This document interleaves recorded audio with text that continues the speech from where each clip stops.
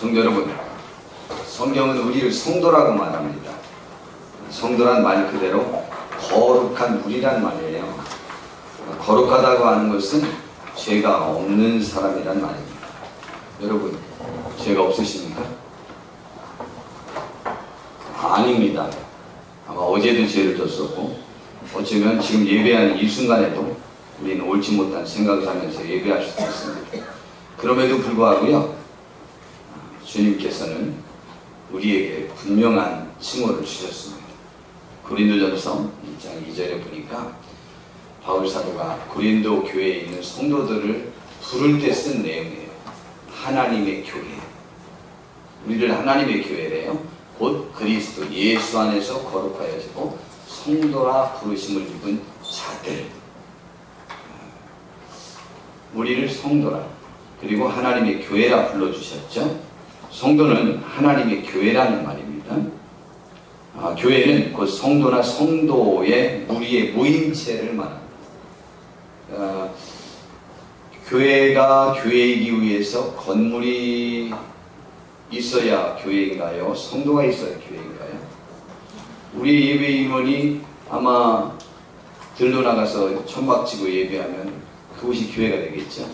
건물이 교회일 수는 없는 거죠. 더 우선은 교회, 그 구성원이겠죠. 그러니까 교회는 그 성도나 성도의 무리의 모임체를 말합니다. 그런데 그 하나님의 교회인 성도는 왜 성도가 되었고 왜 하나님의 교회가 되었는지를 분명히 말씀해 주고 있는 것입니다.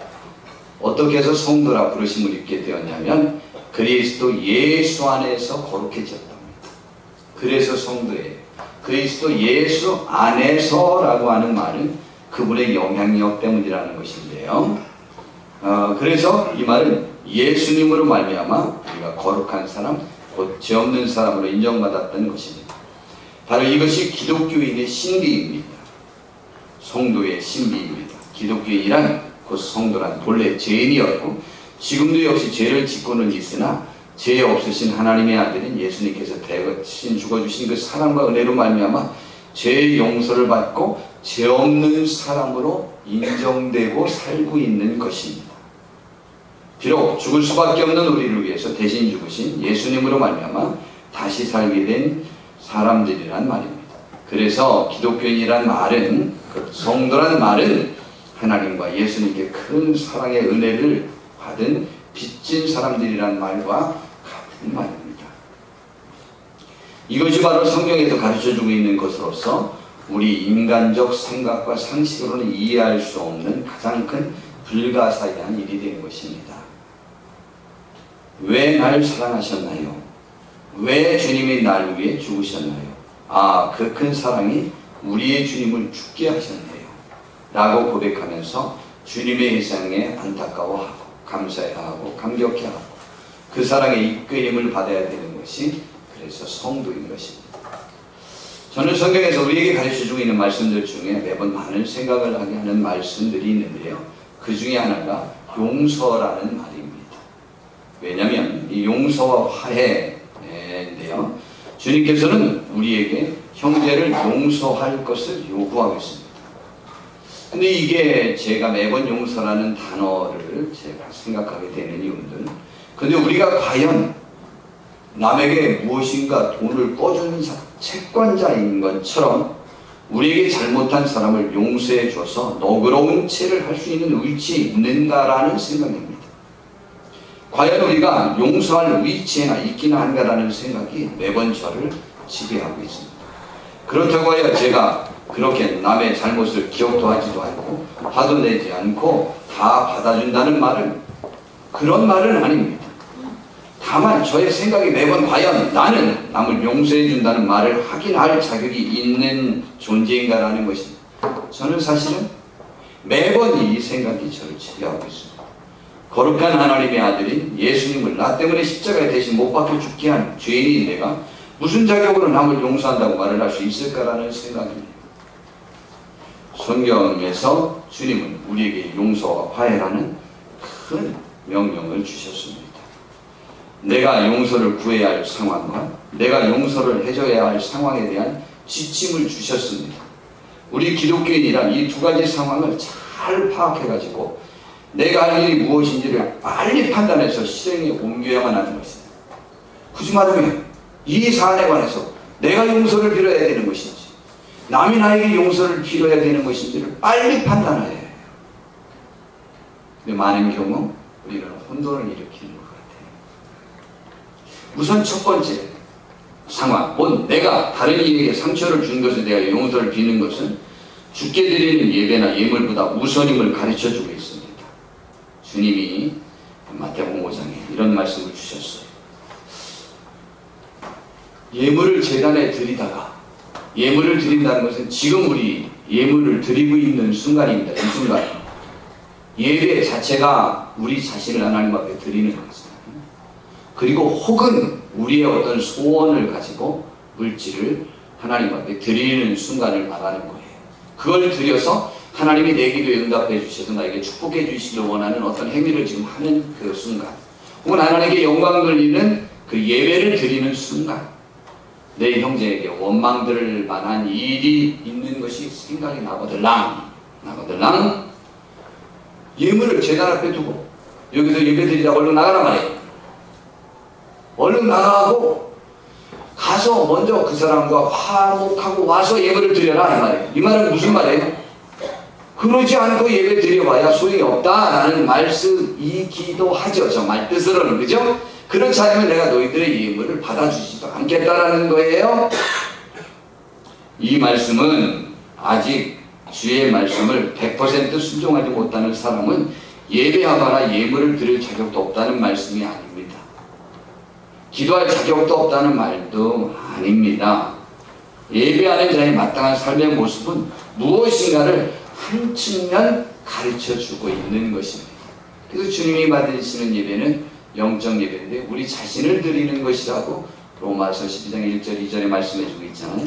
주님께 나와 지금 이렇게 나와서 예배해야 우리가 우리 때문에 상처받은 사람도 더 생각이 나고요, 나의 책임이 더 인식되는 세심한 양식이 살아나는 것입니다.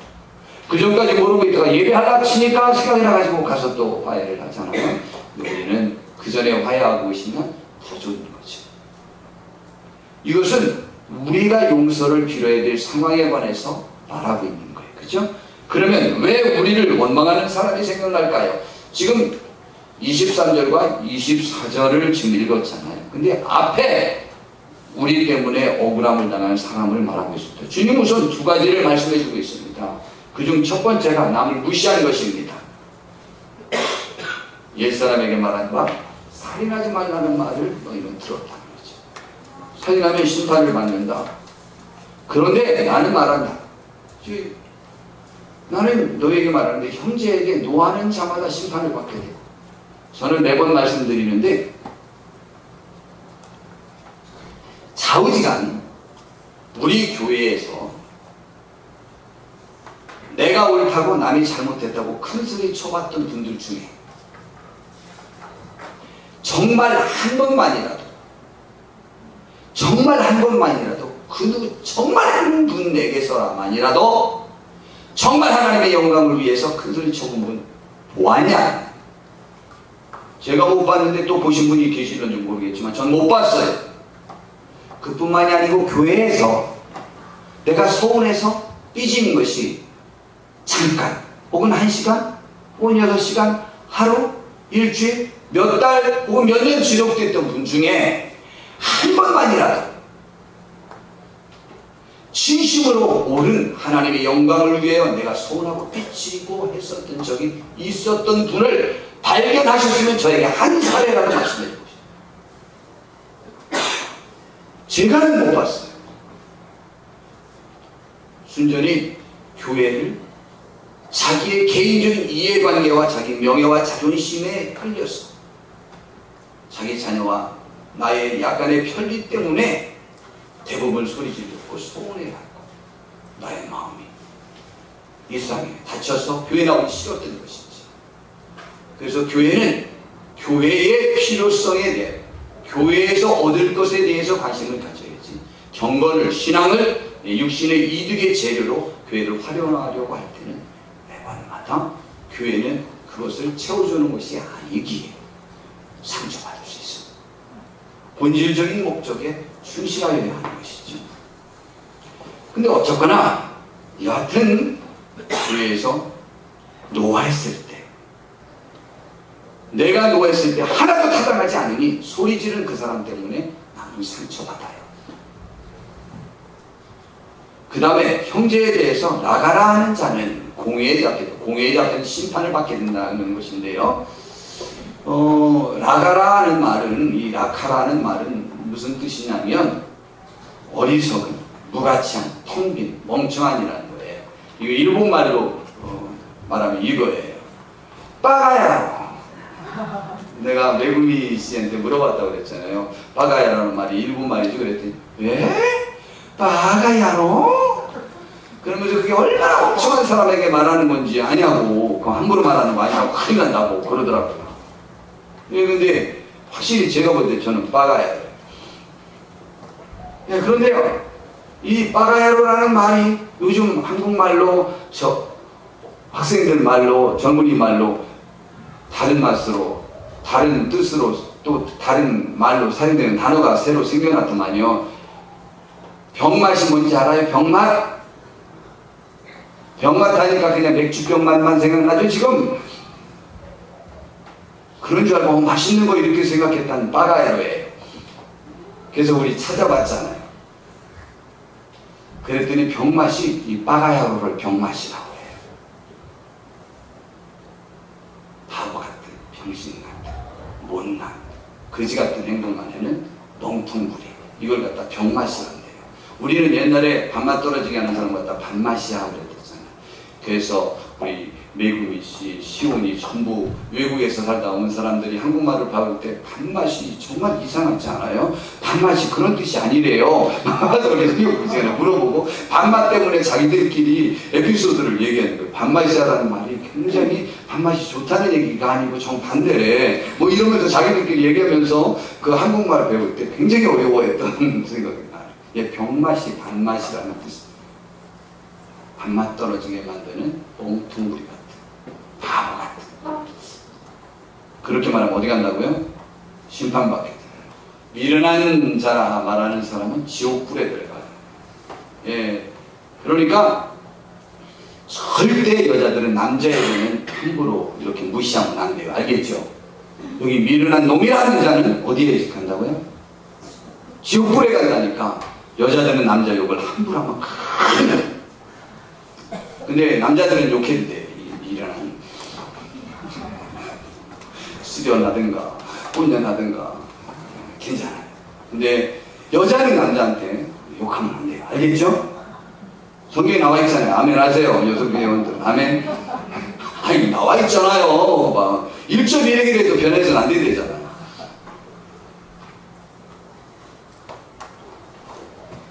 억울한 거예요. 그 사람들이 무시당했을 때. 우리는 살면서 무시합니다. 이런 무시를 받으면 당연히 억울하죠. 그 사람은 그런 말을 들어서 당연하다고요? 빠가야로니까? 병맛이니까?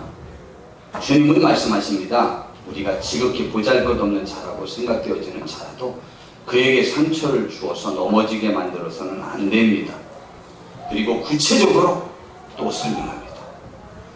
누구든지 나를 믿는 이 작은 자 중에, 예수님이 보실 때도 그렇고 모든 사람이 볼 때 그는 작은 자예요. 어린아이 같은 자예요. 무시당할 수 있는 사람이에요. 소외계층일 수 있고 돈도 적고 지식도 적고 권력도 적고 외모도 뛰어나지 못해요. 모든 것이 약한 사람이에요. 갖추지 못한 사람이에요. 항변할 수 없는 사람이에요. 그런데 그 사람을 마음에 상처를 받아서 교회 나오기 힘들게 만들면 차라리 연자맷돌을 목에다 걸고 깊은 바다에 빠뜨려서 죽어버리는 게 낫다는 거죠. 차라리 죽어라. 네가 죽는 게 낫다.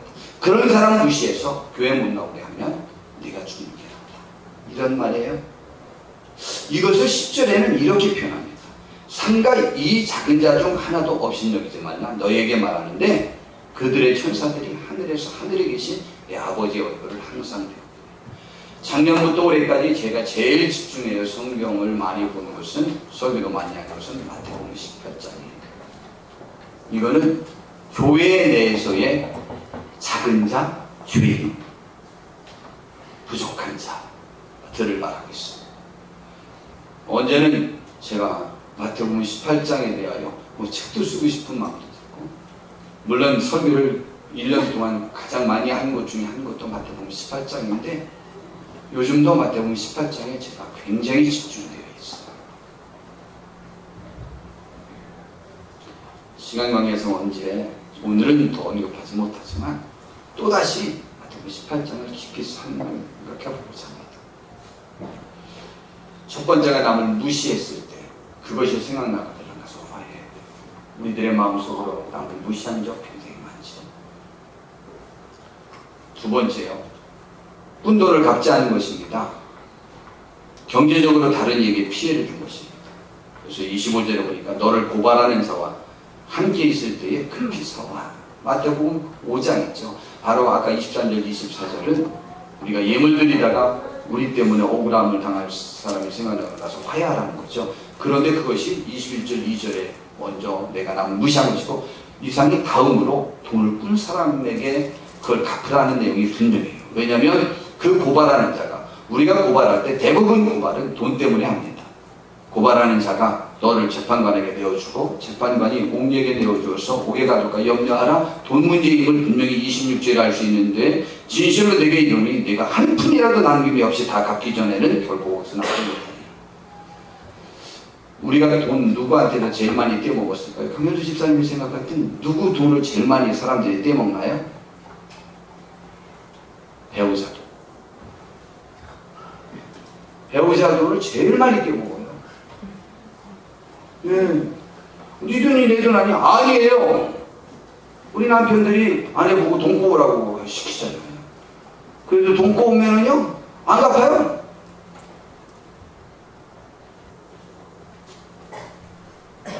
그 다음에 친척들도 사업한다고요? 모든 식구들은 돈 다 꼬아가다가 다 물어봐 놓고 안 갚아요. 가족의 돈을 제일 많이 떼먹어요. 갚으세요. 제가 농담으로 말씀드리는 거 아니에요. 신앙인은 돈에 민감하셔야 돼요. 우리 교회에서 돈을 꿔줄 수 있다고요? 없다고요? 없다고요. 꿔달라는 사람을 징계할 수는 없어요. 그러나 꿔준 사람은 우리 교회에서 집사직 박탈해요. 얼마 이상 꿔주면, 10만원 이상 꿔주면 교회 집사직 박탈해요. 꿔주는 사람은 그냥 악한 사람, 우리 교회를 해치는 사람이에요. 명심하셔요. 꿔달라는 사람은 뭐 우리 교회 규칙을 몰라서 꿔달랄 수 있죠. 초신자가 꿔달랄 수 있는데 그걸 그냥 꿔주면 안 돼요. 돈 꿔달라 그러면 어떻게 거절해야 된다고요? 아, 제가 돈이 없어서 뭐 제 남편이 이런 핑계 대지 마세요. 없긴 뭘 없어. 그럼 조금 되고 많이 했는데 깨면 되지. 그런데요, 그럼 핑계하지 마세요. 아이고, 저는 진짜 꺼주고 싶은데 이거 알면요, 저 우리 교회에서 쫓겨나요. 그딴 교회가 어디 있냐고 모르겠다고 목사님과 저희한테 여쭤보라고 그러고, 좌우지가 우리 교회는 돈을 꿔주면 안 돼요. 알겠죠? 얼마 이상?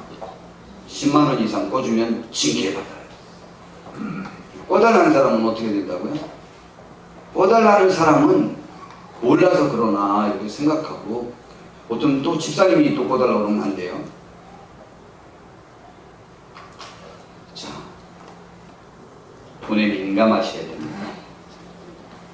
그 다음에 이제 큰 두 번째로 용서와 화해라는 부분인데요. 지금 화해라는 부분을 먼저 다뤘어요. 우리 기독교인은 남과 화해해야 돼요. 내가 빨리 먼저 풀어야 돼요.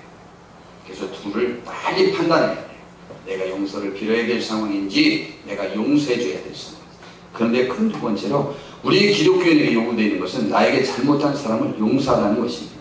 오늘의 주제입니다. 전 이렇게 말씀드릴 수 있습니다. 용서는 선택사항이 아니며 나의 채무이고 빚을 갚는 것에 불과합니다. 우리가 용서해야 될 대상, 곧 나에게 상처를 주고 억울하게 한 사람이 어디에 많을까요?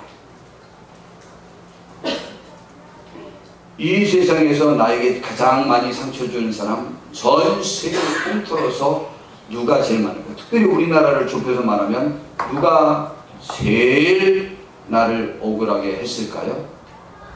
그 인간이에요. 그 인간이 제일 나를 억울하게 합니다. 두 번째, 제일 억울하게 많이 하는 사람이 누굴까요? 우리나라로 보면 아버지예요. 첫 번째는 남편이고요. 두 번째는 아버지예요. 이건 뭐 통계예요.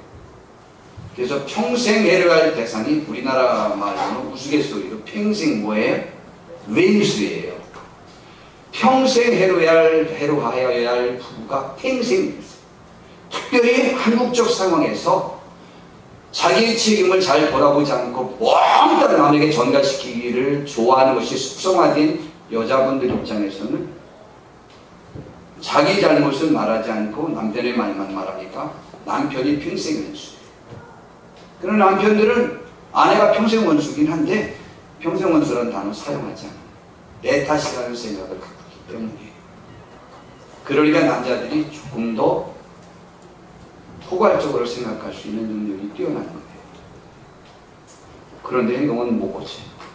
그것도 문제지. 그렇죠? 그것도 문제긴 한데 장생은 그래요. 제일 원수는 가정에 많아요. 나를 제일 억울하게 하는 것은 가정이에요. 그것은 실제 상황적인 것을 말하고 있는 거예요. 그런데 주님이 오늘 마태복음 18장에서 말씀해주고 있는 원수, 우리에게 상처를 주는 대상, 내가 용서해야 될 대상이 가족관계에서를 말씀해주고 있지 않아요. 교회 공동체 내에서의 상황을 이야기하고 있어요. 이 말은 교회 내에서도 충분히 상처를 주고 충분히 상처를 받는다는 말씀입니다.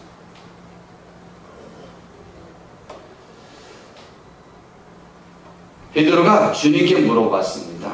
교회 공동체 내에서 교회 공동체 구성원들에게 상처를 주고 그로 인하여 교회 공동체를 혼란에 빠뜨리는 악한 사람들, 이런 사람들을 작은 자, 약한 자로 봤어요. 이 사람들 때문에 이른 한 양 찾는 것도 마태복음 18장에 포함되어 있어요. 100마리 양이 있는데 한 마리 양이 길을 잃었어요. 목자가요 99마리를 돌보는 것을 포기하고 들에 방치하고 한 마리를 찾아 나섰어요. 이게 얼마나 낭비예요. 교회 공동체 내에서 한 마리 양, 그 한 마리 양은 남을 죄짓게 하는 사람, 혹은 남에게 상처받은 사람, 혹은 죄를 지으면서 매번 그 방황 안에서 헤어나지 못하는 사람이에요. 반대로 또 상처받은 사람이기도 해요. 여하튼 어쨌거나 교회를 떠난 사람 때문에 교회 모든 것을 중단하고 그 사람을 찾으라요. 얼마나 낭비예요. 그죠? 얼마나 힘을 거기에 쏟아야 돼요. 그런 상황의 사람, 그 사람을 말하는 거예요. 여하튼 교회를 혼란에 빠뜨리는 악한 사람들, 혹은 죄 짓는 사람들, 혹은 다른 사람을 죄로 이끌어 같이 죄짓게 하는 사람들을 몇 번이나 용서해야 되겠느냐 하는 것입니다. 물론 교회 공동체 내에서 전체 공동체를 죄짓게 하는 것도 있지만 대부분은 교회 공동체 내에서 각자 개인적인 관계에서 상처 주기 시작해서 그 영향력이 전체에 미치는 것입니다. 그래서 베드로 사도가 물은 것입니다. 주님이 교회에서 어떻게 죄를 범한 사람들을 처리해야 되는지를 미리 말씀하시니까 그 말씀을 듣고는 자기의 훌륭함을 좀 증명하려고 질문한 거예요. 주님, 그렇다면 형제가 내게 죄를 범하면 형제는 교회의 구성원의 형제라고 생각하시면 좋아요. 아니면 그냥 가족관계도 좋고 배우자도 좋고 혹은 이웃도 좋고 다 괜찮습니다. 7번까지 하면 되겠습니까? 왜냐면요, 이스라엘 백성의 전통은 3번까지는 용서해줘야 될 의무가 있어요. 동일 범죄에 관해서. 4번째는 청산시켜도 돼요. 죄가 없대요. 괜찮대요. 원수 갚아도 된대요. 그러니까 자기는 그보다 배나 훌륭한 사람인 것처럼 7번을 하면 되겠냐? 그럼 칭찬 들을 줄, 어휴, 되게 훌륭하다. 역시 내 수제자가 또 칭찬 들을 줄 알았어. 그랬더니 주님이요, 와, 베드로는 자기가 너그럽지 않아서 칭찬 들을 걸 확실하고 질문을 했다가 돈택이 써버렸어요. 예수님이 말씀하셨어요. 7번뿐 아니라요, 7번을 70번까지라도 하래요. 그래서 기독교인은, 유대 교인들은 몇 번까지 용서하면 되는 거죠? 3번. 기독교인은 몇 번까지만 용서하면 된다고 해요? 제가 자주 말씀드리지만 490번. 동일인이 동일 범죄에 대해서 491번째 나에게 잘못하면 그때는 장담컨대 그를 죽여도 돼. 진짜입니다. 그런데요, 491번째 그가 동일인이 나에게 동일 잘못을 하기 전에 내가 주님 만나 충분히 위로받을 겁니다. 주님이 그 전에 내 생명을 이 지겨운 세상에 두지 아니하고 천국으로 인도하라. 주님 품에서 위로해 주실 거예요. 그러나 어쨌거나 동일인이 동일 범죄로 뭐 490번이든 몇 번이든 저런 이야기가 나올 수 있는 대상은 그 인간이 아니면 불가능해요. 아버지도 490번은 우리에게 잘못할 수 없어요. 배우자는 가능해요. 왜냐면 1년에도 360번을 술 마시고 늦게 들어올 수 있으니까. 그때마다 집에 있는 배우자는 정말 힘듭니다. 배우자만은 가능한 것 같아요. 그러니까 저 말은 491번째는 끝내줘라 이런 얘기가 아니고 끝까지 영원히 용서하라는 말입니다. 이야, 그가 용서를 구하려나 끝까지 용서해요. 근데요, 저렇게 잘못하는 사람은 용서 구하지도 않아요. 잔소리 한다고 싫어해서요, 아예 집 나가서 마셔요. 그리고 전화 끊고 받아요. 마셔요. 전화도 안 받아요. 들어오라고 그러니까. 전화 받아봐야 뭐해? 뻔한 건데. 그래서 안 받아요. 그러나 실제 용서라는 말이 저는 우리 자신에게는, 저는 매번 생각하는 건데, 이상히 이 말만은요, 우리에게는 합당하지 않은 단어라고 생각해요. 주님은 이런 예화를 드셨습니다. 한 임금에게 10,000달란트 빚진 종이 있었대요. 예수님이 예화를 들을 때 이렇게 말도 안 되는 예화를 드는, 절대 벌어질 수 없는 상황의 예를 왜 들으셨을까? 예수님처럼 완전히 조직적이고 계획적이며 완벽하게 그분의 뜻을 전달하는 사람 중에 세상에 예수님처럼 완벽한 분은 없잖아요. 그런데 10,000달란트라는 빚진 것은요, 이것은 사람이, 그 시절에 사람이 10,000달란트를 빚질 수 있는 상황은 벌어질 수 없어요. 증명해 보입니다. 이스라엘 나라가 그때 3개로 나눠져 있었다고 그랬죠. 3개 나눠진 세 나라가 통합되어진 상태에서 1년의 총 수입이 900달란트였어요. 갈릴리, 유대, 사마리아, 이두메 전체 합친 데가 1년 총 수입이 900달란트였어요. 그런데 어떻게 한 사람이 10,000달란트 빚을 줄 수 있어요? 10,000달란트를 떠줄 수 있는 임금조차 존재하지 못해요. 없어요. 10,000달란트를 떠줄 수 있는 임금도 없어요. 그런데 어떤 개인이 10,000달란트 빚을 질 수 있는 건 불가능해요. 갚으라고 그랬더니, 봐달라고 그래서 그냥 불쌍해서 아예 탕감해줬어요. 이런 임금 만나면 얼마나 좋을까. 기분 좋게 나왔어요. 나오다 기분 잡쳐버렸어요. 나와 집에 가는데요, 병마신 친구를 만났어요. 100데나리온 빚진 친구를 만났어요. 한 달란트는요 6,000데나리온이에요. 돈으로 계산하면, 배수로 계산하면 50만 분의 1의 빚을 진 친구를 만났어요. 자기가 10,000달란트를 탕감받은 것에 대하여 100데나리온은 50만 분의 1이에요. 에이 50만 원이잖아. 그럼 1원에 50만 원 50만. 왜 1원부터 출발을 하세요? 100만 원에 50만 배 생각해 보세요. 1000만 원에 50만 배 생각해 보세요. 여러분 50보 100보라고요. 난 저는 그런 말 할 때 제일 듣기 좋아하지 않아요. 저는 50보 100보라니요. 에이 사람 다 비슷해. 뭘 누구 자잘한 것 뭐 따지지 마. 그냥 다 잘못한 거야. 다 잘못했다니요. 6대 3일 6대 4고 7대 3이면 7대 3이지 뭐가 다 잘못했어요. 50보 100보라고요. 남에게 함부로 그렇게 적용하면서 그럼 월급 50만 원 받으나 100만 원 받으나 똑같은 거야. 50보 100보야. 넌 50만 원 그냥 받아오면? 그리고 여러분의 월급 지금 반으로 깎아봐요. 당장 그만둘 거예요? 50보 100보 말씀하지 마세요. 50보 100보가 얼마나 차이 나는데요. 50보 60보도 엄청 차이 나요. 여러분 50만 원 받는 데서 10만 원만 더 보태줘봐요. 굉장히 기분 좋아요. 함부로 50보 100보 하면 안 돼요. 50만 분의 1의 차이 나는 거예요. 예수님이 이런 엄청난 차이를 지금 말씀하셨어요. 그 사람 만나고요. 목을 잡았다니까. 네, 충분히 알아. 이 사람이 어떻게 말했을까? 목 잡고 이 인간아 사람이 되라. 네가 인간이냐? 이러면서 온갖 저주와 판단을 다 했겠죠. 넌 사람도 아니야. 이거사. 그러면 자기는 그의 목을 잡고 흔들어 제낄 수 있는 충분한 위치에 있는 채권자라고 막 흔들어대는 거죠. 옆에 사람이 왔어. 그랬는데 옆에 사람들이 보고 다른 동료들이 왔어요. 30절인가 보니까 이렇게 말했어요. 와,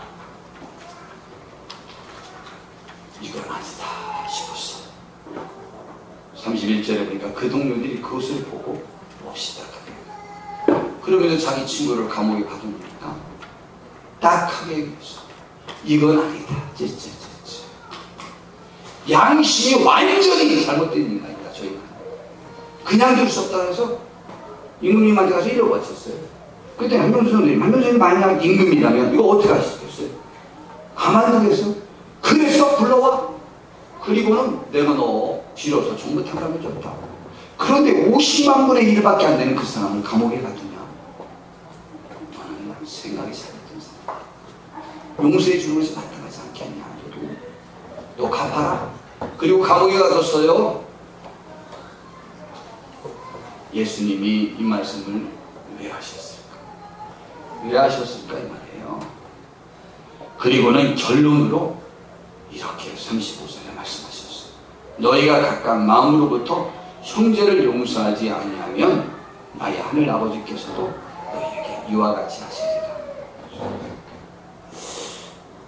본래 이 35절 말씀에 보니까 마음으로부터 형제를 용서하지 않으면 이라는 말은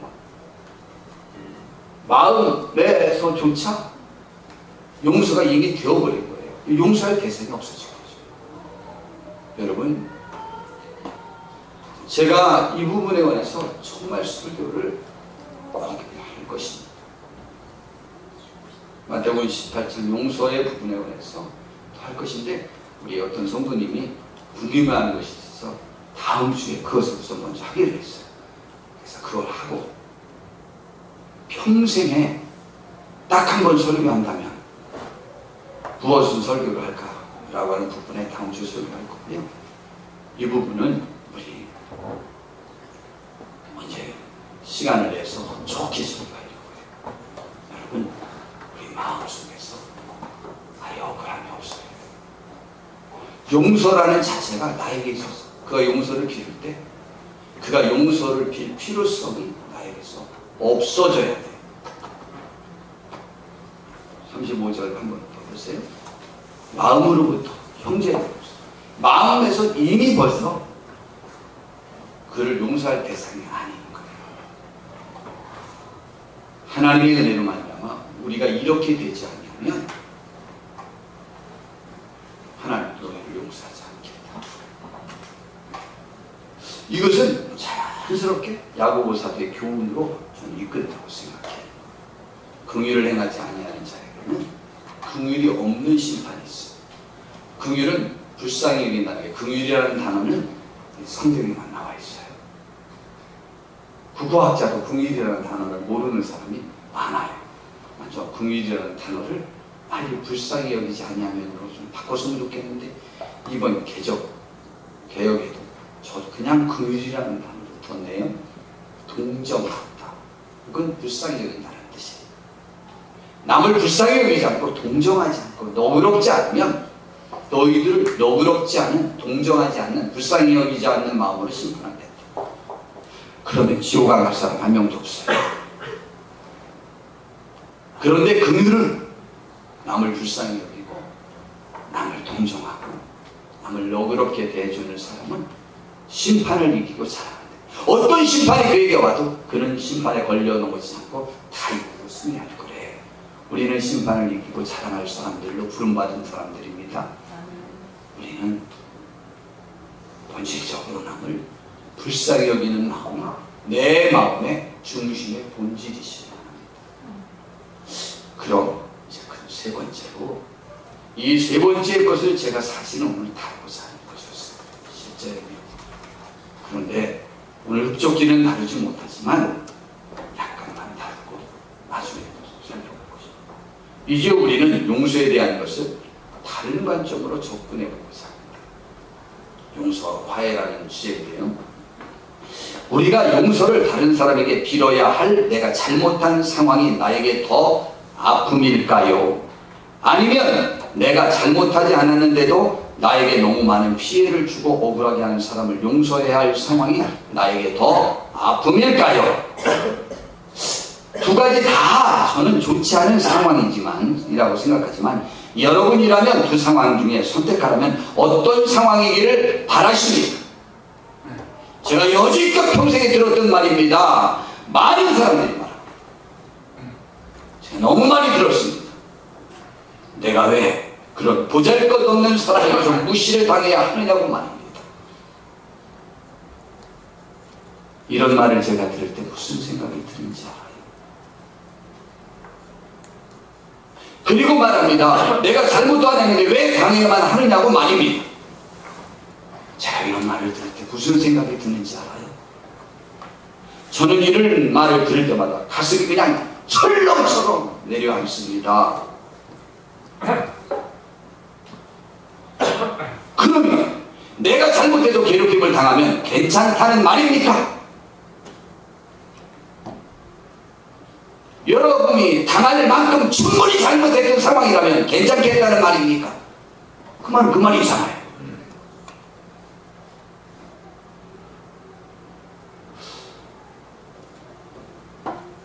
안 됩니다. 정말 안 됩니다. 그리고 나를 무시하는 사람들의 신분이 보잘것없어서 더 자존심 상한단 말입니까? 우리가 남을 그렇게 충분히 무시할 수 있는 대상입니까? 그런 존재라면 여러분은 그렇게 귀중한 존재들이라고 생각하십니까? 저는 이렇게 생각합니다. 가장 일어나서는 안 될 상황은 내가 다른 이에게 잘못하여 내가 용서를 빌어야 하는 상황입니다.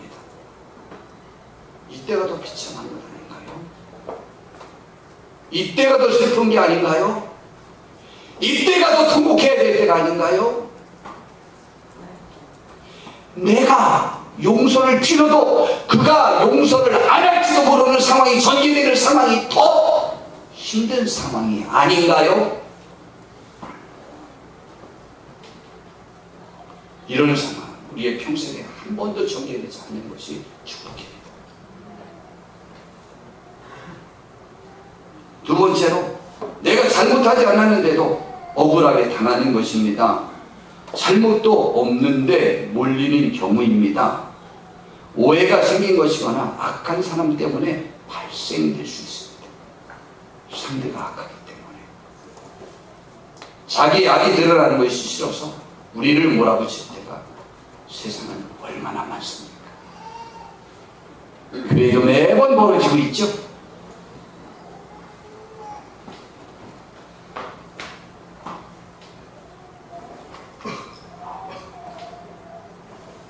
세 번째로 한번 생각해보고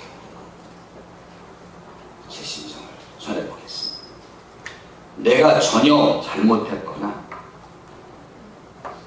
약간의 잘못은 있지만 잘못이 없거나 상대방은 확실히 잘못한 상황입니다. 그때 그를 용서해야 할까요?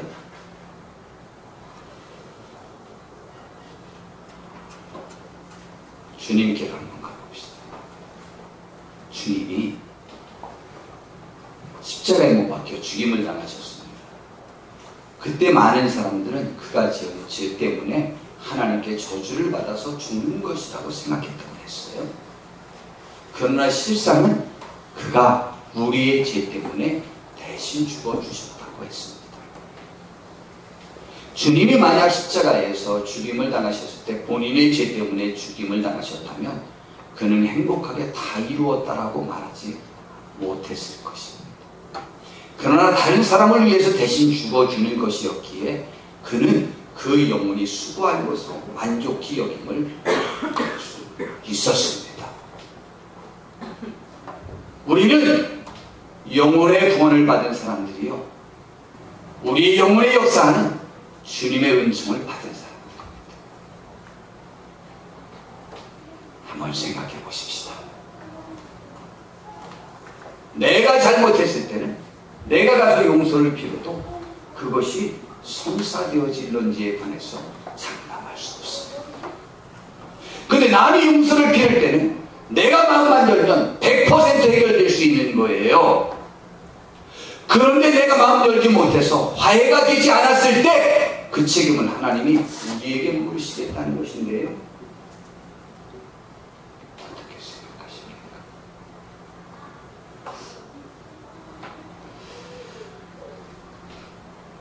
저는 우리 삶의 목적이 화해와 평화, 사랑과 덕을 이루는 것이어야 한다고 생각합니다.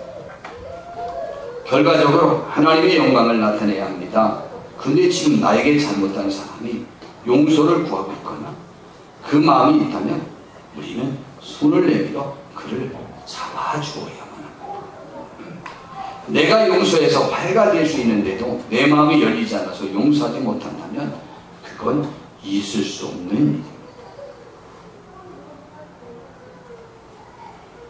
요셉의 예를 보겠습니다. 요셉이 17살에 그의 형들이 자기에게 절하는 꿈을 꿨다고 그랬어요. 그리고 두 번째 꿈은요, 그의 형들과 아버지 엄마도 자기에게 절하는 꿈을 꿨대요. 형들이 너무 꼴보기 싫었어요. 요셉 12형제가 있었는데 요셉은 11번째거든요. 그래서 요셉을 죽이려고 그러다가 죽이지는 못했고 애굽에다 팔아넘겼어요. 그래서 애굽으로 가서 종살이를 했어요. 17살에 가서. 그러다가 20살에 30살에 애굽의 총리가 되었습니다. 그 이후 9년 후에, 그러니까 22년 만에 자기 형들을 만났어요. 세계 기근이 들어서 자기 형들도 애굽에만 있는 양식을 구하러 왔어요. 10형제가 와서 요셉이 양곡 관리하는 총리 있을 때 그에게 와서 절을 하면서 양곡을 구하는 자기 형들을 보는 순간 자기들의 형들이라는 것을 알았고 21년 전에 꾸었던 꿈이 생각이 났을 것입니다. 결국 이제 나중에 요셉이 자기를 밝히고 그 형들과 아버지와 그 가족을 애굽으로 모셔와서 잘 모십니다. 그러다가 아버지 야곱이 죽습니다. 죽고 나니까 그 형들이 회의를 했어요. 우리 동생 요셉이 아버지가 살아계셨으니까 우리들에게 해코지 못했지, 이제 아버지가 돌아가셨으니까 우리들을 죽일 거다. 그러니 우리가 가서 미리 요셉에게 가서 우리를 종으로 삼아달라고 하고 용서를 비는 게 낫겠다. 그래서 가서 우리를 종으로 삼아주고, 또 아버지께서 돌아가시기 전에 우리를 너그럽게 대해주라고 했던 말을 기억해서 우리를 종으로라도 그냥 삼아달라, 그리고 용서해달라 그랬어요. 요셉의 여러 말 중에 우선 대표적인 하나, 두려워하지 마십시오. 내가 하나님을 대신하겠습니다. 이 말은요, 요셉이 볼 때 그 형들의 행위는 잘못이라는 거예요? 잘못이 아니라는 거예요? 하나님 편에 잘못이라고 봅니다. 요셉도 형들의 행위는 잘못이에요. 실제 잘못입니다. 잘못이니까 죽일 수도 있고 원수 갚을 수도 있어요. 상당한 보응을 할 수 있어요. 그러나 보응은 원수 갚는 것은 하나님의 권한이 돼요. 내가 지금 능력이 있어서 할 수 있다고 해서 한다면 하나님의 권한을 침범하는 거예요. 그것은 가장 무서운 일이에요. 죄 중에 가장 큰 죄를 모든 목사님들이 한 가지로 표현합니다. 하나님의 영광을 도적질하는 것이라고 말합니다. 그분의 권한을 침범하면 안 되는 거예요. 그리고 한 발 더 나아가서 말합니다. 20절, 21절에 보니까 당신들은 나를 헤아렸지만 하나님은 그것을 손으로 바꾸셨고요. 오늘날과 같이 많은 백성과 생명을 구원하려고 하셨습니다. 그리고 당신들은 두려워하지 마십시오. 오히려 내가 당신들과 당신들의 자녀를 기르겠습니다. 아이고, 그 원수의 자식들까지 경제적인 것 다 책임지고 형님들의 경제력 내가 다 책임지겠습니다. 그리고 형들이 자기를 애굽에 갚은 것 때문에 그들이 아파하는 그 아픔을 위로하려고 간혹히 위로했어요. 이게 더 행복하지 않아요? 나 때문에 쩔쩔매는 사람을 보면 그것이 행복합니까? 저는 저 때문에 쩔쩔매는 사람을 보면 행복하지 않아요. 저 때문에 떵떵거리는 사람 보면 행복해요. 본심입니다.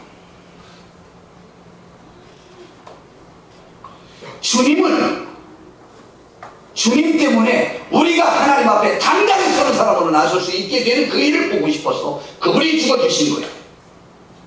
그리고 우리를 격려하고 지금도 힘을 주시고 이끌고 함께 천국 가주시는 거예요. 우리가 피곤하게 쩔쩔매는 그 모습을 하나님 앞에서 세상에서 보이지 않게 하려고. 이것이 그리스도인이에요. 이 모습이 우리의 모습이에요. 저는 그래서 용서는 선택사항이 아니에요. 마음 자체에서 그것이 우리들 속에서 이미 사라져 있는 일들이기를 바랍니다.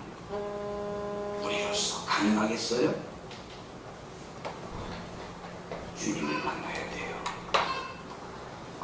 주님의 깊은 용서의 강물에 우리가 흡족히 적셔져야 그 물에 빠져야 그 용서를 체험한 사람이어야 내가 그 용서를 체험한 사람이어야 내가 남을 용서할 수 있지. 불가능한 거예요. 주의 은혜의 강물이 우리를 적시기를 진심으로 바랍니다. 나는 내가 남을 나에게 상처 준 사람이 얼마나 그가 찢겨져 있겠습니까? 그럴 리 없을 거라고요. 그런데 그 인간이 그렇게 지금 살고 있어요. 예, 찢겨져 있어서 정상적으로 살지 못하는 거예요. 그러니 우리는 충분히 그를 간곡히 위로해야 돼요. 요셉이 한 거죠. 예수님이 우리를 향하여 하신 거죠. 우리를 끝까지 사랑으로 권고하시잖아요. 주의 은혜가 우리와 함께 하길 바랍니다. 기도하겠습니다. 하나님,